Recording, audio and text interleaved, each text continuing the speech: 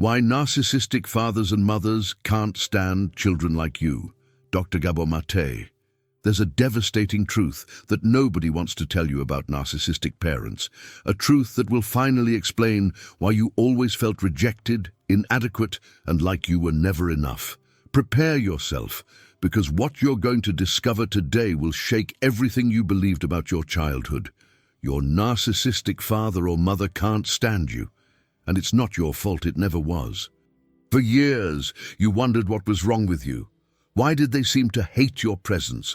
Why was nothing you did good enough? Why were even your moments of joy crushed by them? The answer is deeper and more disturbing than you imagine. As a specialist who has studied the narcissistic mind for decades, I can guarantee you there are 7 specific and scientifically proven reasons why narcissistic parents develop real hatred for their own children. And when you understand these reasons, everything will make sense. Every humiliation, every rejection, every moment when you felt invisible. This isn't just theory. It's the brutal reality of millions of people who grew up in toxic homes. And today, finally, you're going to understand why your very essence as a human being represented a mortal threat to your parents' fragile ego. Let's start with the first reason that will completely shock you. The first reason why narcissistic parents hate their children is something that should be sacred: your pure and genuine innocence. When you were a child, you possessed something they had lost long ago: the ability to be authentic, to love without ulterior motives, to trust completely. This purity was like a cruel mirror that reflected their inner rot. Narcissistic parents live in a world of masks, lies, and constant manipulations. They built such a complex false personality that not even they know who they really are anymore. And then you appeared. Small, vulnerable, but absolutely real. Your authentic existence exposed their farce in an unbearable way. While you played with sincerity, they saw despicable naivety. When you cried for real, they felt disgusted by your genuine vulnerability. Every innocent smile of yours was a painful reminder that they had become emotional monsters, incapable of feeling anything real. Dr. Gabor Maté always emphasizes that children are natural mirrors of their surrounding environment. But for the narcissist, this mirror reflects an unbearable truth. They can't truly love, not even their own child. Your innocence also represented something they couldn't completely control. You hadn't yet learned to lie, to manipulate, to use masks. You were dangerously honest. And honesty is kryptonite for a narcissist who lives on illusions. That's why they started early to destroy this purity. Through constant criticism, subtle humiliations, or simply ignoring your moments of genuine joy, they needed to transform you into a smaller, controllable version of themselves. By the way, tell me in the comments, what city are you watching this video from? It's impressive how many people throughout the United States are discovering these truths about their narcissistic families. But innocence was just the beginning. The second reason will show you how your natural childhood dependence became an unbearable burden for them. And this discovery will explain why you always felt like a burden, even though you were just a child who needed care and protection. The second reason that made your narcissistic parents hate you was something completely natural: your childhood dependence. And this will shock you. Every child is born dependent. That's how nature works. You needed them for everything: food, protection, affection, guidance. But for a narcissistic parent, your dependence represented a devastating internal conflict that made them furious. Narcissists have a problem called approach avoidance conflict. They want to feel important and needed, but at the same time have a terror of the real intimacy that dependence creates. When you approached asking for hugs, attention, or simply wanting to be close, this activated their internal panic. Why does this happen? Because real intimacy requires vulnerability, and vulnerability is a narcissist's greatest weakness. They built emotional walls so high that any genuine approach makes them feel like they're being invaded or exposed. So they created a cruel cycle. Sometimes they seemed to accept your dependence, giving you attention when it made them feel powerful. But soon after they punished you for this same dependence, calling you clingy, needy, or problematic. You learned to walk on an emotional tightrope. When you were distant, they complained that you didn't love them. When you got close, they rejected you violently. It was an impossible game to win, designed to keep you in constant confusion and need for approval. Dr. Gabor Maté explains that dependent children activate both the best and worst in adults. In healthy parents, dependence awakens protective and loving instincts. In narcissists, it awakens anger and resentment because it forces them to confront their own inability to genuinely love. Your dependence also meant they had real responsibilities. And narcissists hate responsibilities that don't directly benefit them. They wanted the benefits of having children, the perfect family image, control, adoration, but without the real work of raising them. That's why you always felt like a burden, even though you were just a normal child. They made you believe that your basic needs were excessive, that asking for affection was wrong, that needing them was your fault. But prepare yourself for the third reason, because it will show you how your first signs of your own personality became a declaration of war for them. And this discovery will explain why you learned to hide and diminish yourself to survive. The third reason why narcissistic parents develop hatred for their children will leave you speechless. They can't stand it when you start showing assertiveness and your own individuality. Remember when you were little and started saying no for the first time, when you expressed an opinion different from theirs, when you showed your own preferences that weren't copies of theirs. Those were the first signs that you were becoming an independent human being, and that terrified them. For a narcissist, children are extensions of their own ego, not separate people. They expect you to be a perfect mini-clone that validates all their opinions, tastes, and decisions. Any sign that you think differently is interpreted as betrayal and disrespect.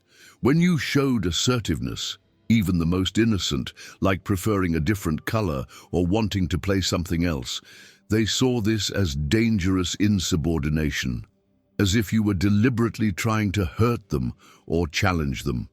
Their reaction was always disproportionate and cruel. They called you stubborn, rebellious, ungrateful. They made you feel guilty for having your own opinion. They punished you for being yourself. And gradually you learned that existing as an individual was dangerous. Dr. Gabor Maté always emphasizes that healthy development of a child requires that they gradually become independent and assertive.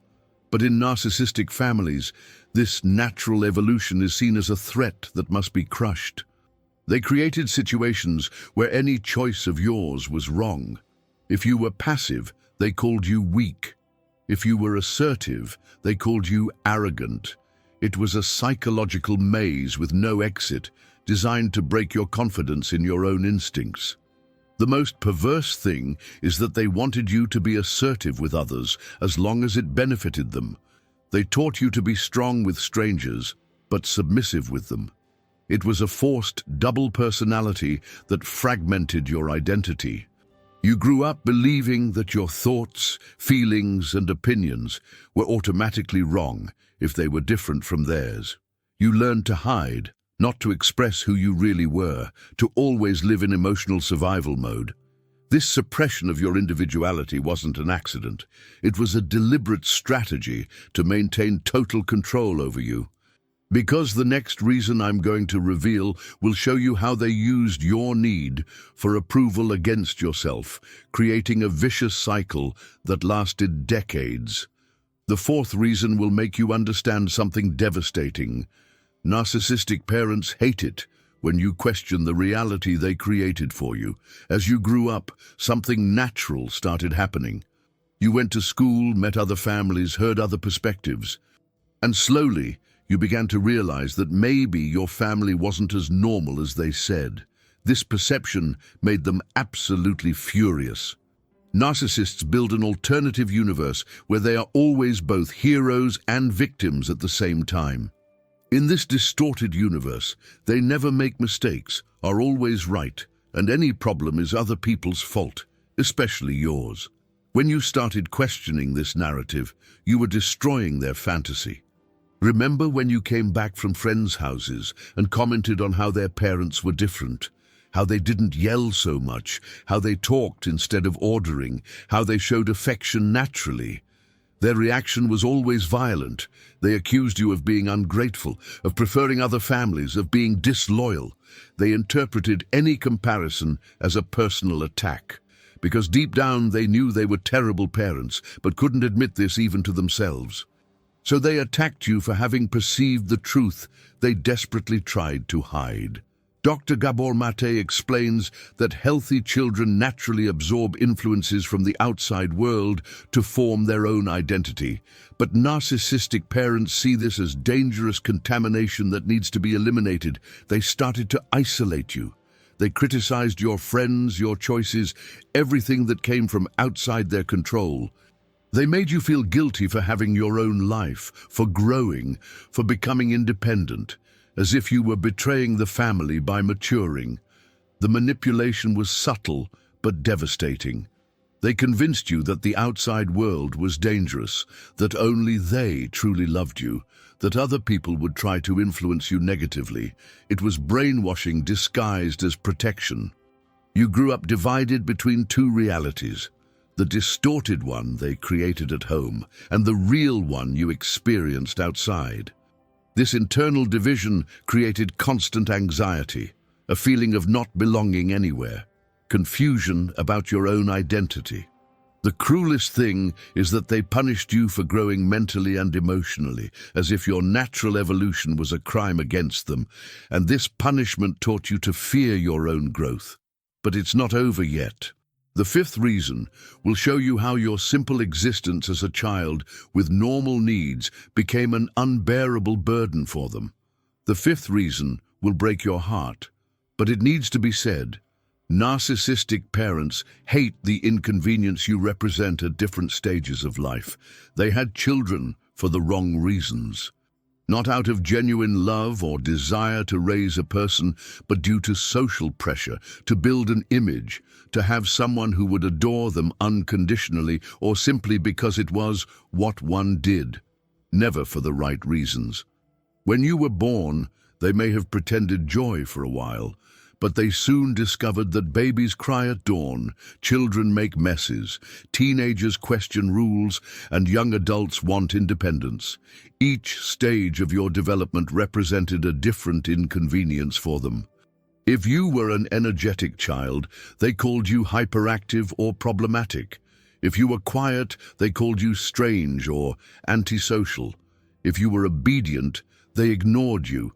If you were questioning, they punished you. There was no version of you that would satisfy them, because the problem was never you. It was their inability to love anyone other than themselves. Dr. Gabor Maté always highlights that healthy parents adapt to their children's needs at each stage. But narcissists expect children to adapt to their needs, regardless of age or natural development. They had favorite phases where you were more useful to them. Maybe when you were tiny and cute, serving as an accessory for photos, or when you were a teenager and could do household chores, or when you became an adult and could give money or take care of them. But they never loved you in all phases. They only tolerated you when you served some purpose. The painful truth is that they wanted to live their lives as if they didn't have children. They wanted the freedom, money, attention, time they had before you existed. Your presence was a constant reminder of responsibilities they didn't want to have assumed. That's why you always felt like a nuisance. They made you feel guilty for having basic needs: food when you were hungry, attention when you were sad, guidance when you were confused. As if existing was a favor you were asking for too much. They constantly complained about the costs of raising you, not just financial, but emotional, social, personal. They made you feel it was an impossible debt to pay, a burden you could never compensate for. You grew up believing that your existence was a problem that needed to be solved, instead of a gift that deserved to be celebrated. But the sixth reason will show you something even more disturbing: how your moments of joy and achievement became nightmares for them. The sixth reason will explain why your narcissistic parents sabotaged you exactly at the moments when you most needed support. They hated it when you took the focus off them. Remember that time when you drew something beautiful at school and came home full of pride to show it? Or when you won a competition, got a good grade, or were simply happy about some achievement? Their reaction wasn't genuine joy. It was poorly disguised irritation. For narcissistic parents, the family is a stage where they must always be the main star. Any moment when you shined, you were stealing the scene from them. Your natural childhood joy was seen as an affront to their fragile ego. They had cruel strategies to dim your shine. They accused you of showing off when you celebrated an achievement. They called you proud or vain when you showed genuine happiness with your own accomplishments. They turned your moments of joy into forced humility lessons, or they did worse. They completely ignored your achievements. When you arrived radiant with a medal, a teacher's praise, or anything that made you happy, they simply showed no interest, as if your victories were too irrelevant to deserve attention. Dr. Gabor Maté always emphasizes that children need validation and celebration of their achievements to develop healthy self-esteem. But in narcissistic families, this basic need is seen as unfair competition with the parents. The most perverse thing is that they made sure to shine in your special moments. If you had a presentation at school, they arrived late or did something to draw attention to themselves. If it was your birthday, they created drama to become the center of attention. You learned that being happy was dangerous, that celebrating achievements was selfishness, that showing self-pride was grounds for punishment. Gradually, you started hiding your joys, minimizing your successes, and even self-sabotaging so as not to bother them. They taught you that love had conditions. You only deserved attention when you were suffering, failing, or needing them. Success and happiness made you less worthy of love, not more. This cruel distortion follows you to this day. You still feel guilty when something good happens. You still minimize your achievements. You still fear shining because deep down you believe it will drive away the people you love. But prepare yourself for the seventh reason, the most devastating of all. It will show you how they turned your natural need to grow and explore the world into an unforgivable betrayal. The seventh and final reason will show you the most painful truth. Narcissistic parents hate it when you grow up because they lose absolute control over you. From a young age, you were bombarded with a toxic message. Any external influence was dangerous and treacherous. Your friends were bad influences. Your teachers didn't understand you like they did. Anyone who offered you a different perspective from their reality was automatically suspect and harmful. They created a world where only their opinion mattered, where only their values were correct, where only their love was real and true. It was an emotional prison disguised as family protection. As you grew up and naturally absorbed influences from the world, as every healthy child does, they interpreted this as personal betrayal, as if you were deliberately choosing strangers over them, as if learning and growing was an act of war against the family. Dr. Gabor Maté always highlights that healthy development requires exposure to multiple perspectives. Children need teachers, friends, mentors, and other influence figures to form a balanced identity. But narcissists see this as a dilution of the control they exercise over you. They couldn't accept that you had heroes, idols, or people you admired beyond them. If you talked about an inspiring teacher, they found flaws in that person. If you mentioned a cool friend, they pointed out problems in his family. If you admired some personality, they ridiculed them. The subliminal message was clear. Only we are worthy of your admiration. Only we know what's best for you. Trusting other people is ingratitude and stupidity. They created constant loyalty tests. They forced you to choose between them and the outside world, between their reality and your own perception, between their love and your independence. These were impossible choices that always ended in guilt and confusion. The cruelest thing is that they punished you for growing mentally, as if maturing was a crime against them, as if developing critical thinking was disrespect, as if questioning anything was mortal ingratitude. You learned to live divided. Part of you wanted to grow, explore, meet new people, form your own opinions. Another part was terrified of betraying your parents by doing these normal and healthy things. This internal division follows you to this day. You still feel guilty when you admire someone they wouldn't approve of. You still hide aspects of your life to avoid conflict. You still struggle against the feeling that being independent is being disloyal. Now that you know the 7 reasons why narcissistic parents hate their own children, I need to tell you the most important truth. None of this was your fault. You weren't too innocent, too dependent, too assertive, too questioning, too inconvenient, too brilliant, or too influenceable. You were just a normal child, growing naturally and healthily in a toxic environment that punished normalcy. Dr. Gabor Maté always emphasizes that children are like plants. They grow toward the light, no matter how difficult the circumstances. You did exactly that. You fought to grow, to be yourself, to find love and validation, even in poisoned emotional soil. The rejection you felt wasn't about you. It was about their inability to genuinely love. The constant criticism wasn't about your flaws. It was about their need to feel superior. The punishment for your successes wasn't about you being proud. It was about their pathological envy. You spent your entire life trying to decipher an impossible code, how to be loved by people incapable of love, how to be accepted by people who reject their own humanity, how to be enough for people who live in permanent emotional deficit. The liberating truth is that the problem was never that you weren't enough. The problem was that they were emotionally bankrupt parents trying to raise a human being rich in legitimate feelings and needs. Today, when you look at your adult life, you probably still carry wounds from that time. Maybe you still seek approval excessively. Maybe you still minimize your achievements. Maybe you still feel guilty for being happy or successful. But now you have the map of the prison where you grew up. You know the invisible walls that still limit you. You understand why certain situations trigger you disproportionately. And most importantly, you know that those critical voices in your head aren't yours.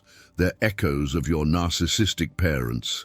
The first step to healing is to stop blaming yourself for what happened to you. The second is to understand that you deserved unconditional love, genuine validation, and support in all stages of your growth. The third is to start giving yourself today what they could never offer you.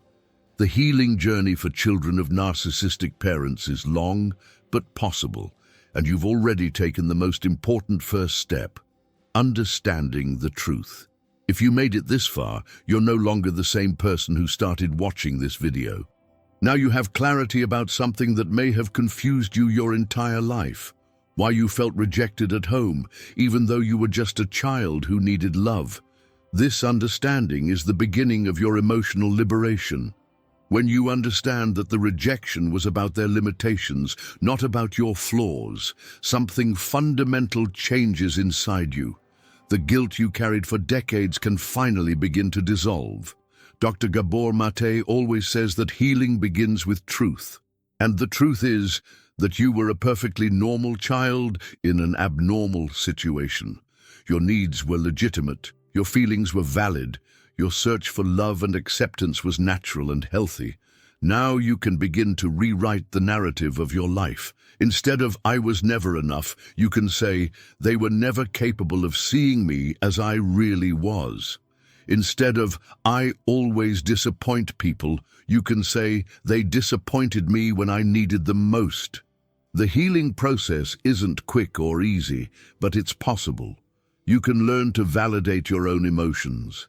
You can develop healthy relationships based on genuine love, not desperate need for approval. You can celebrate your achievements without guilt. You can be yourself without fear. Many people who grew up with narcissistic parents become exceptionally empathetic, intuitive, and resilient adults, because they learned early to read between the lines, to survive in emotionally hostile environments, and to value authentic human connections. Your wounds can become your greatest strength. Your experience can help other people who went through the same thing. Your healing journey can inspire those who are still lost in confusion and guilt. If this video touched deep wounds, seek professional help. Therapy specialized in narcissistic trauma can greatly accelerate your healing process. You deserve all the support possible on this journey, and remember, you are not alone. Millions of people have gone through similar experiences. There's an entire community of survivors who support each other. Your healing isn't just about you. It's about breaking generational cycles of emotional abuse. It's about creating a different future for the next generations. The love you always deserved is waiting for you. Start by giving it to yourself today.